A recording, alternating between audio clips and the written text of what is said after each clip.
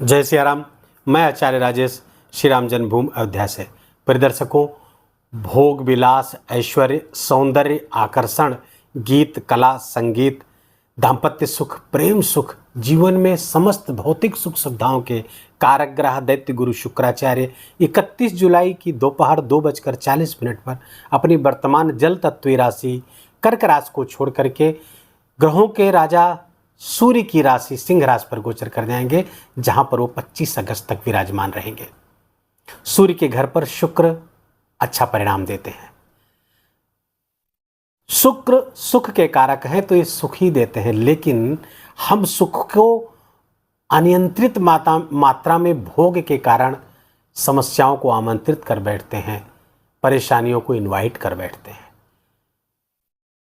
शुक्र सुख ही देंगे, लेकिन समस्याएं तो हम स्वयं बुलाएंगे, और तब अधिक जब शनि की दृष्टि और मंगल की दृष्टि से शुक्र दूषित हो रहे हो, तो इन सब की संभावना और प्रबल हो जाती है। मीन राशि के जातकों के लिए आइए जानते हैं कि शुक्र का ये गोचर कैसा परिणाम लेकर के आया हुआ है। प्रारंभ में बता दें, वीडियो आपके चंद्र राशि पर आधारित है, और इस वीडियो को यदि आप चंद्र राशि आपको नहीं पता है तो अपने प्रचलित नाम के आधार पर भी देख करके लाभ उठा सकते हैं। मीन राशि के जातकों के लिए शुक्र का गोचर उनके 6ठे स्थान पर हो रहा है, और शुक्र आपके लिए तृतीय पति हैं और अष्टम पति होकर के शुक्र गोचर करेंगे 6ठे स्थान पर। षष्टम में शुक्र को 6ठे का दोष तो नहीं लगता, लेकिन ये इनके मरण कारक स्थान है। शुक्र का मरण कारक स्थान का भाव प्रायः गोचर में लागू नहीं किया जाता, लेकिन कुछ प्रभाव उसका बना रहता है। लग्न पर यह ज़्यादा प्रभावी होता है, गोचर में मरण कारक स्थान उतना प्रभावी नहीं होता है। यहाँ पर चूंकि सिंह राशि है, मीन राशि के जातकों के लिए यहाँ पर सिंह राशि है, जो ऊर्जा की राशि है, अग्नि तत्वी राशि है, तो शुक्र यहाँ यद्यपि अपने मरण कारक स्थान पर होंगे, लेकिन चूंकि सूर्य की राशि पर होंगे, ऊर्जा की राशि पर होंगे, अग्नि तत्वी राशि पर होंगे, तो ऊर्जा और उत्साह इनका बढ़ जाएगा। एक और बात कि इन पर मंगल की दृष्टि पड़ेगी। मंगल अपने कारकत्व में है। मंगल तीसरे और 6वें का कारक होता है, आप सब जानते हैं। तो तीसरे पहले कारकत्व में बैठा हुआ दूसरे कारकत्व के भाव को देख रहा है, तो यहाँ पर मंगल की दृष्टि शुक्र में ऊर्जा, उत्साह और साहस की वृद्धि करेगा, पराक्रम की वृद्धि करेगा। फलतः मीन राशि के जातकों का पराक्रम बढ़ेगा, लेकिन परेशानियों को समाप्त करने के लिए पराक्रम होगा, क्योंकि परेशानियां आती हुई दिख रही हैं।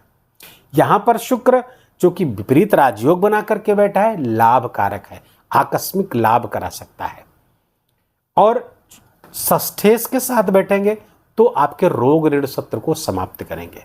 अष्टमेश 6ठे बैठेगा, कुछ चीज़ों से आपको सावधानी भी बरतनी है, जैसे पेट या पेट के नीचे के अंगों में विकार आ सकता है, यूटीआई इन्फेक्शन, डायबिटिक हैं तब आपको सावधान रहने की ज़रूरत है, किडनी पेशेंट है आपको बहुत सावधान रहने की ज़रूरत है, कोई समस्या यूरिनरी संबंधी समस्या आपको महसूस हो, जलन आ, तुरंत डॉक्टर से आपको संपर्क करना चाहिए।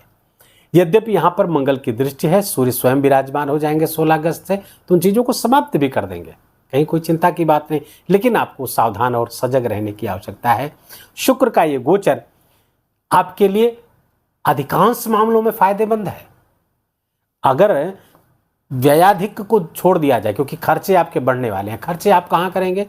आप सौंदर्य प्रसाधनों पे करेंगे, लग्जरियस आइटम में करेंगे, भौतिक सुख संसाधनों को इकट्ठा करने में खर्च करने वाले हैं। इसके कारण से आपका बैलेंस बिगड़ जाएगा, आय और व्यय का संतुलन बिगड़ जाएगा।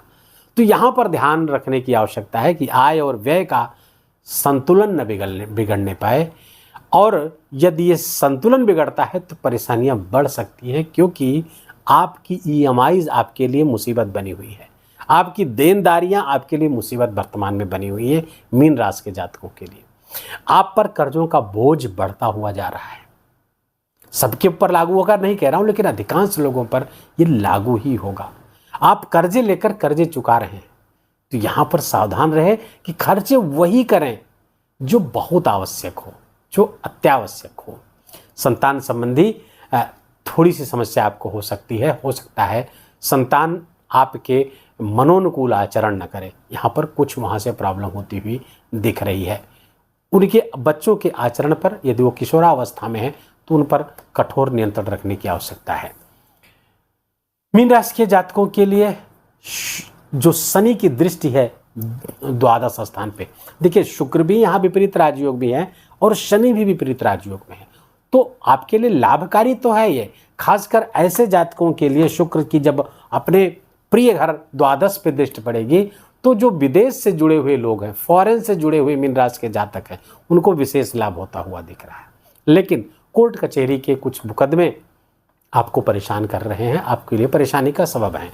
तो शुक्र, अच्छा यहाँ पर सूर्य आ जाएंगे 16 अगस्त से, तो ये आपके उन चीज़ों से, शत्रुओं से, मुकदमों से और रोगों से लड़ने की क्षमता की वृद्धि करेंगे और ऐसे रास्ते दिखाएंगे जिससे आप उन सब चीज़ों से मुक्ति पा सकें और अपने ऋण आदि से आप मुक्ति पा सकें, या उससे मुक्ति का मार्ग दिखेगा।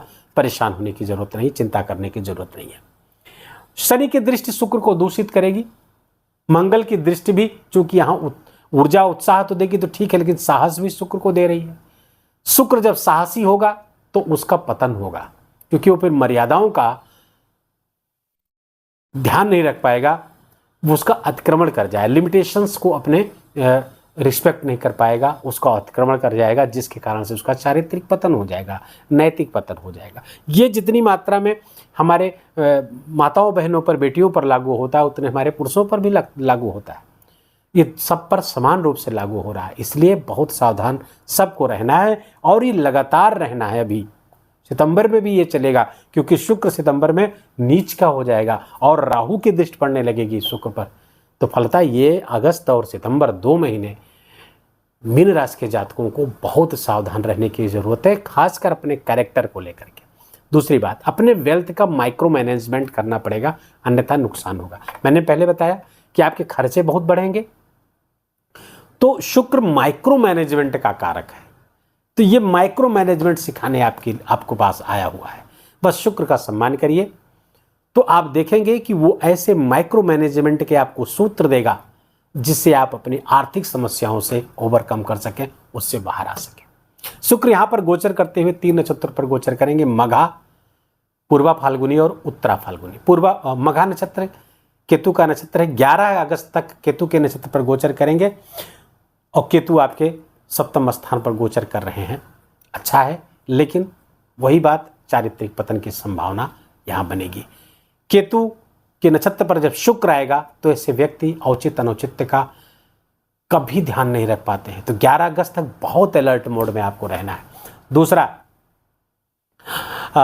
शुक्र पूर्वा फाल्गुनी नक्षत्र पर 11 अगस्त से 22 अगस्त के बीच में रहेंगे, जो उनका स्वयं का नक्षत्र है, शुक्र का नक्षत्र है। शुक्र यहाँ बली होंगे, तमाम तरीके के लाभ भी लेकर के आ रहे हैं। विचारों पर नियंत्रण रखने की जरूरत। 22 अगस्त से 2 सितंबर के बीच उत्तरा फाल्गुनी नक्षत्र पर आएंगे। उत्तरा फाल्गुनी नक्षत्र सूर्य का नक्षत्र है, सूर्य के साथ हैं, सूर्य के नक्षत्र पर गोचर करेंगे, फलतः अच्छा परिणाम लेकर के आ रहे हैं। रोग ऋण शत्रु सबका यहाँ पे समाप्त करने के रास्ते बनेंगे, विचार बनेंगे। ध्यान रखना है कि जब सूर्य के नक्षत्र पर आते हैं शुक्र, तो सूर्य की ऊर्जा भर जाती है, मंगल की नकारात्मक और शनि की नकारात्मक ऊर्जा पहले से भरी हुई है, तो यहाँ पर भी बहुत अलर्ट मोड में आपको रहने की आवश्यकता है। बार बार एक ही चीज़ रिपीट करके वीडियो को लंबा नहीं करूँगा। उपाय क्या करूँ? उपाय आपको करना चाहिए, सबसे पहले तो आप अनाथालय में या किसी आश्रम में, मंदिर में प्रकाश की व्यवस्था करिए, लाइट की व्यवस्था करिए। दूसरे, शिव मंदिर में जाकर भगवान शिव के सामने दारिद्र दहन स्तोत्र, दही और शक्कर चढ़ाने के बाद दारिद्र दहन स्तोत्र का पाठ करिए। शाम को हो सके तो शाम को, या दिन में किसी भी समय, ज़्यादा से ज़्यादा कम से कम 3 बार पाठ करिए। छोटा श्लोक है, छोटा स्तोत्र है, ध्यान इसको नोट कर लीजिए, गूगल से आप सर्च करिए, मिल जाएगा। शिव दारिद्र दहन स्तोत्र आपको बहुत आवश्यकता है इस समय मीन राशि के जातकों के लिए। ऐसे उपाय में प्राय राशियों को बताते नहीं, लेकिन बता रहा हूँ क्योंकि आपको आवश्यकता बहुत है इस समय। शिव दारिद्र दहन स्तोत्र। दूसरी बात, गायत्री मंत्र में श्री बीज मंत्र लगाकर आप जप करिए, या फिर श्री सूक्त का पाठ, ये दोनों आपके लिए लाभकारी होंगे। श्री बीज मंत्र कैसे लगाएं गायत्री मंत्र में? तो ओम भूर्भुवः स्वः श्रीं श्रीं श्रीं तत्सवितुर्वरेण्यं भर्गो देवस्य धीमहि धियो यो नः प्रचोदयात् श्रीं श्रीं श्रीं ओम। इस तरह गायत्री मंत्र का जप 108 बार या उससे अधिक, क्योंकि अधिकस्य अधिकम फलम। रुद्राक्ष की माला, लाल चंदन या तुलसी की माला ये जप कर सकते हैं आप। इससे बहुत ही अच्छा, बहुत शुभ परिणाम आपको प्राप्त होगा। वीडियो आपके काम का लगा हो तो वीडियो को लाइक करिए, अपनों के साथ शेयर करिए। कमेंट में जय सिया राम लिखना बिल्कुल भी मत भूलिए, मेरा विशेष निवेदन, विशेष आग्रह। चैनल को सब्सक्राइब कर लीजिए, बेल आइकन की घंटी दबा लीजिए। अपना ख्याल रखिए, अपनों का ख्याल रखिए। माता पिता की खूब खूब सेवा करके उनका आशीर्वाद लीजिए। जय जय।